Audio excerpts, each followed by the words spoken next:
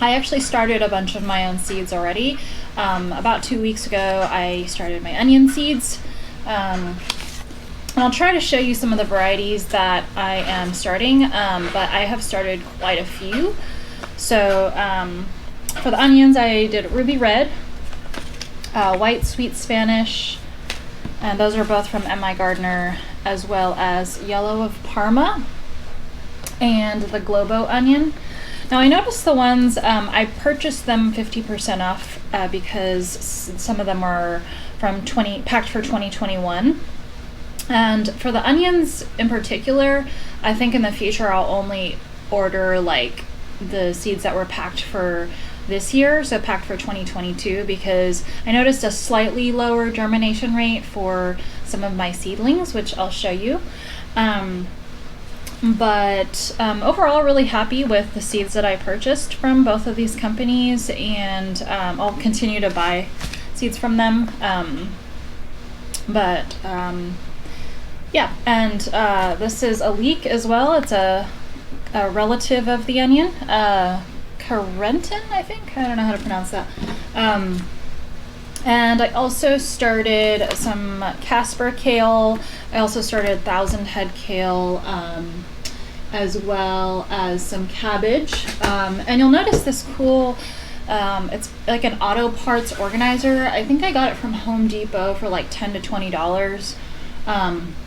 And it's just got these like plastic drawers that are, I think, about 4 by 5, and they're perfect for fitting even like Baker Creek seed packets.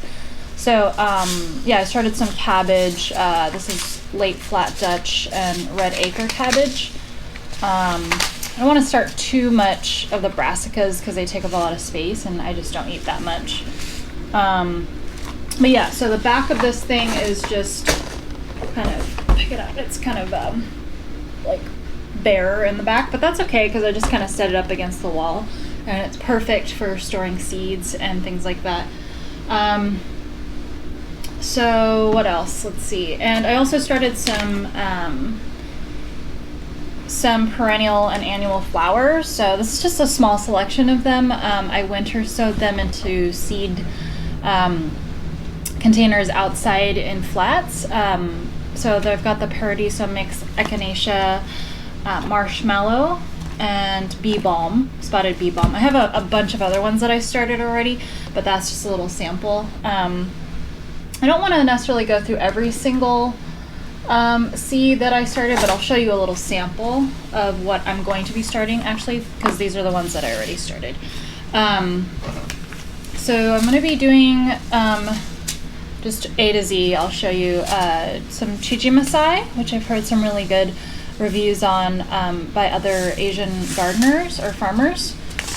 This is Gyodfa, which I think is a different pronunciation, but I usually just call this Gailan. That's what it's called in the Chinese restaurants, and they serve it with like oyster sauce. Some Benihushi Mizuna, Tatsoi. I think that's mainly what's in that one. That's called my Asian greens drawer, which are a lot of the greens that I eat because I'm Asian. Here's some beans. Sometimes the drawers are kind of tight, but what I like about the small size of these drawers is it kind of limits the number of seeds that I am saving, or hoarding, I guess is the proper term.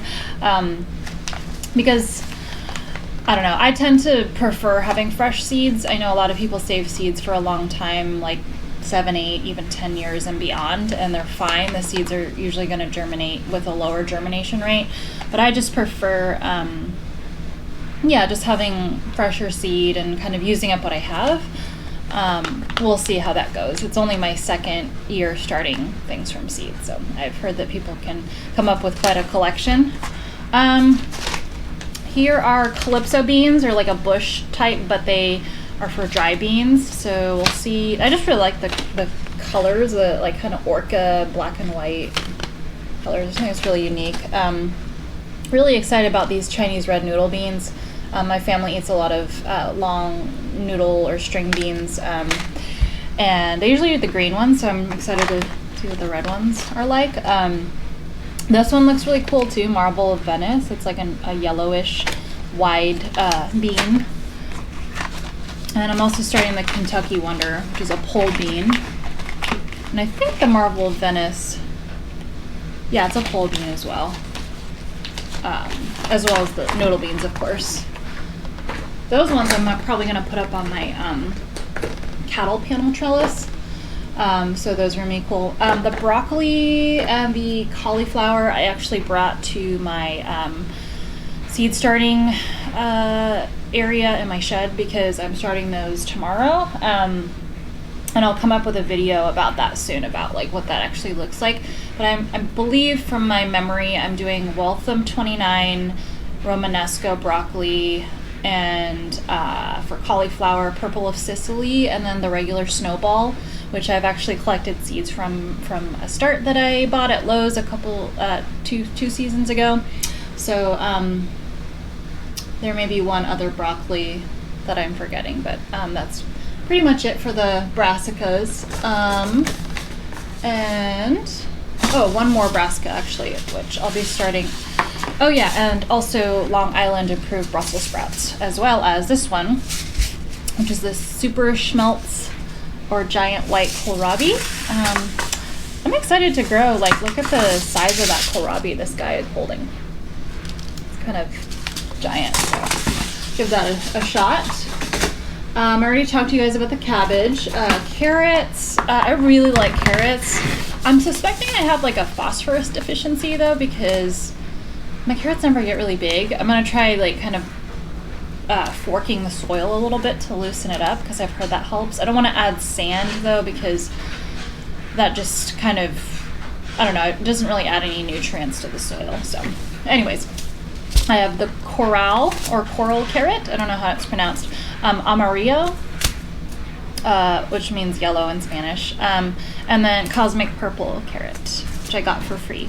Baker Creek sends you a free seed packet if you order, I think, like a minimum of $10 or something. Oh, and I'll probably start these new Carota carrots, which I grew last year, and again, I still need to work on my carrot game, because those are my favorite, probably one of my favorite crops to grow, because you never know what you're going to get when you pull them out. Always a happy surprise. And then I have the miniature blue popcorn. I haven't eaten a lot of popcorn, I guess just mostly like the bagged stuff occasionally. But I just really want to try popping my own popcorn, because it seems like a great way to just snack and save some money and eat something that's organic for your snack. And the blue ones just look really, really cool. So, and then this is the Astronomy Domain or Domine, I don't know, sweet corn, which is actually bred from kind of like this rainbow corn mixed with a sweet corn that it's very special. And I think Baker Creek just recently added this to their collection, because I bought my seeds last year, which were pretty much a failure, but I bought them off of Etsy. So I'm gonna give them another shot. There's a lot of corn seeds in here, so if it doesn't work out this year, I'll try it again next year. Peaches and cream corn, I grew these last year. They were delicious, and they also had 2 different colors, so that's why it's called peaches and cream. The only bad thing about these seeds is they're coated with this pink fungicide, which kills off fungi. It's good to protect this seed, I suppose, but it's not really necessary. So in the future, I'll try not to buy it from, Etsy and random places like that. But sometimes those are the only places you can get certain seeds that are kind of rare, so I suppose it's okay. Cucumbers, Boston pickling, and Jibai Shimoshirazu, I think. It's a Japanese long cucumber. Straight 8. I also grew Bait Alpha a couple years ago, and that was definitely my favorite. I grew it in the fall too, and it was so crisp and delicious. But I like trying new varieties, so I can always go back to successful varieties for me, but I always like to kind of expand my repertoire. So for eggplants, I'm doing some more from last year: Antigua, Mitoyo, and the Japanese white egg, but I'm also adding ping tung, which is a Chinese eggplant, and Rosa Bianca, which is a pretty epic name.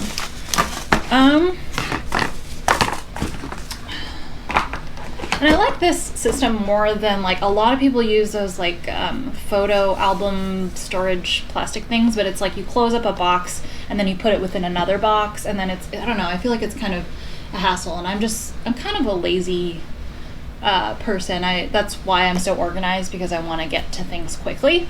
So I really like these. As far as the flowers, I'm not really going to go into that a lot, but I have a variety. Some of them are perennials, some of them are annuals.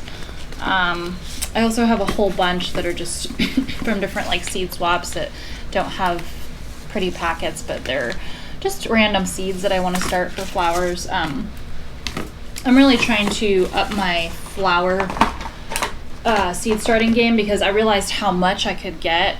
Even with annuals, like they don't just disappear after you sow them. Most of the time they'll come back year after year. So in a way it's kind of like a perennial, and it's such a good way to save money on flowers, because you know how expensive they are at the store.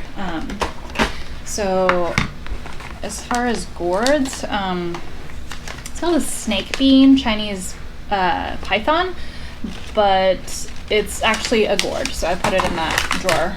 I'm excited about that too. I like the long hanging things and just seeing what effect it kind of creates artistically in the garden. As well as have some small seed packets.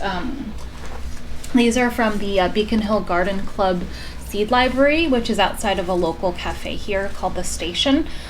So they buy a bunch of seeds and then they kind of like package them up into smaller packets so people can just have a small amount at a time. Because you know, once you start seeds successfully, then you can collect seeds from those plants. So that's a good way to share them. This is I don't know how to pronounce this, Finis Castelfranco chicory and dragon tongue mustards. So I just put that in the drawer called Other Greens, because I do have a limited number of drawers. So some of them are like other roots or other whatever. As far as herbs, I've got basil, I've got holy, Thai, and Genovese. The mustard I'm actually going to try to save the seeds for, because I've heard that, I think this is the golden kind. It's either the golden or the black mustard seeds that are saved for like making mustard. So I might try to like can some of my own mustard, Dijon mustard or something. Caraway, which is another herb. I got this free basil, blue spice basil packet. Slow bolt cilantro, cumin, some dill seeds that I saved from my own plants. Pretty much, I mean, herbs are just awesome. I've been trying to learn more about medicinal herbs, and once I do kind of master that, I guess, or at least get to a good level where I can explain more to people, I've been really interested in learning about that and how we can really heal ourselves with the medicine of the earth. Really cool.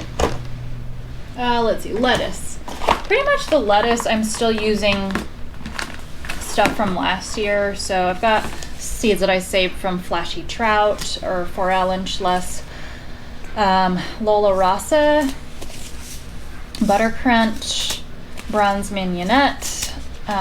They did great for me throughout the fall and the winter, so I recommend those for that time of the year. I haven't done them in the spring yet, and I got a whole bunch of Merlot lettuce seeds, which I got from Baker Creek as their free seed, but I think a lot of people were getting that particular one.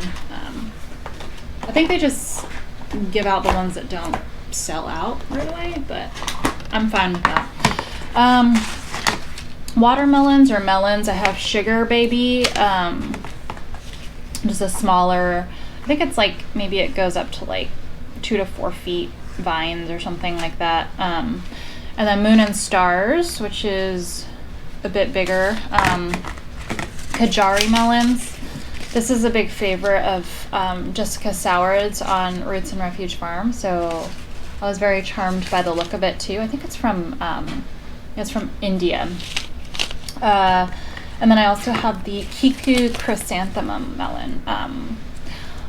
And I'm trying to sow like smaller melons because I'm in the Pacific Northwest, so it doesn't get very hot here, and we don't have very long warm seasons here. So last year I didn't do so well, but I'm gonna try to at least get some good melons this year. I got one last year, so it was still exciting. And then I have this miscellaneous bin, which I'm guessing it's going to get pretty full. So, but I have okra, Jing orange.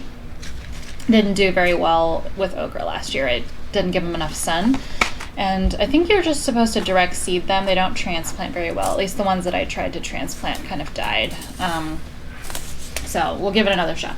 Love Lies Bleeding Amaranth, a really beautiful plant. I still haven't really figured out what I want to do with it. I mean, you can harvest the seeds. It's just kind of like, I don't know. I just think they're pretty, so I may or may not start those. But quinoa, I'll definitely start some of these. I wanted to harvest them for quinoa grain this year, and the flowers are just so beautiful. Like, I would just grow them for ornamental purposes, but I actually like quinoa a lot for eating, and so I'll grow a bunch of these and harvest the grain. I just waited too long and they got like rained on and soggy, so I also saved some of my own seeds from those plants, so that's exciting. Let's see. Trying to make this kind of quick. The onions, I think I already talked about all of them, except for this bunching onion. I still have more seeds for that. That's why it's in this box. Heishiko. And then for peas, I'll be sowing Sugar Magnolia, Snap Pea, which is a pretty purple one. Sugar Ann, which I saved my own seeds for. And I think I have a blue butterfly pea somewhere too, but that's for flowers. Peppers, so I've got them organized by spicy and sweet. So for spicy, I have the Sugar Rush peach again. Last year, my Sugar Rush peaches weren't peach, they were like red. So I don't know if I just got like a weird packet, but I'm gonna try them again and see what happens. Could be like growing conditions too, but I don't know. Craig's Grande Jalapeno. Buena Mulata, which is a purple one, very pretty, and it's supposed to taste really good too. I'm very intrigued. I'm a very color-oriented person, but I've been trying to read the descriptions to figure out what they taste like too. And then my friend Yona gave me these Tobago seasoning pepper seeds, or actually I just grabbed a pepper that he let me try, so they taste really good, so I'm gonna try to grow those from seed. Sweet peppers, I've got shishito, of course, classic. Golden California Wonder, switching up the bell pepper game. Jimmy Nardello, which is supposed to taste really good. It's a very popular variety. Yellow Monster, look at that. It's cool, huh? And then the Aji Kachucha, I think that's how it's pronounced. Ajvarsky, which I'm really excited about this one because I want to make paprika. So if you dry it, I've read some reviews about it and they say that it's good for paprika. So those are my sweet peppers, or at least the not so spicy ones. Radishes, I don't have too much going on in the radish department. Got these two from M.I. Gardner, Hailstone, which is supposed to taste really good, and French Breakfast, which I haven't successfully grown these yet. It got really hot in Seattle last year, so my radishes didn't do super good. And got some other roots like beets. Got the golden beet and the Chioggia, as well as more Harris model parsnips. I really like this one. I think this, I mean, I don't know, I haven't tried that many varieties of parsnip, but I just really like parsnip, so I'm glad I have some more seeds of that. And beets, I still haven't gotten my beets to get very big, just like with the carrots and the other root crops. It's disappointing, but I think that I'll figure it out once I get, I have some soil samples that I'm getting tested by a local conservation agency. So excited to, I'll share the results with you guys when I get those. And then with spinach, it's the Gigante d'Inverno. Trying a different variety of that. And I also have some arugula seeds that I saved myself. And then this is called these are my squashes. So Musqué de Maroc, I think. It's really cool. It says it's from North Africa. It just looked really cool. Kukuzi. Half of the reason I grow these are to eat, and the other maybe 30% or 50% is to admire them. So I also have some red curry squash from my friend Lay, which is very nice. To try some different squash varieties.